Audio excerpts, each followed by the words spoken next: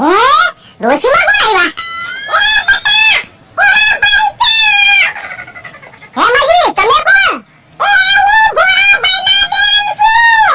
જો બોલો, ભોળા દાદા તો કોઈ દી કહેતાય નહોતા એના બેન છે એમ.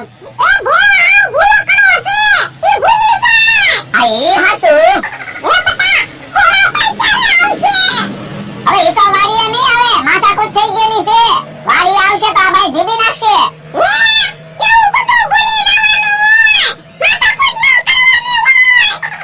માજી એમ તો કેમ ભૂલી જાવું? કાલે હું જાંબુડા ખાવા ગયો તો ને, તો પૈડામાં હલવાઈ ગયો. ભોળા દાદાએ મને કેવો ધીબી નાખ્યો. વાડીએ ભોળા દાદા આવે એટલે હું એને ધીબી નાખવાનો છું. તમે મારા ભાઈને મારવાની વાત કરો. તમે હજી મને ઓળખતા નથી. અરે પણ મને શું છે? અરે ઓય બાપા. યો બોલો, વાડીએથી નહોતા જાતા. જાને બોલીની જેમ. ભોળા દાદાના બેન તો બહુ ખોટા છે. હું તો હું આપણને બેને લાકડી મારી. હું તો ખોટા ખોટા માર ખાવ. મારે તો પૈસા નથી આવવાના. હવે વાતો નથી કરી. હવે ભોળા દાદાને એને ગોતી. ભોળા દાદાની વાડીએ પહોંચી રહે ને તો મારે બધું નહીં લેવાય. એ હારું હાલો. હે ભોળા દાદા તો કેવા ટકાના કપડા પહેરીને સામે ઊભા એના માણસને બે.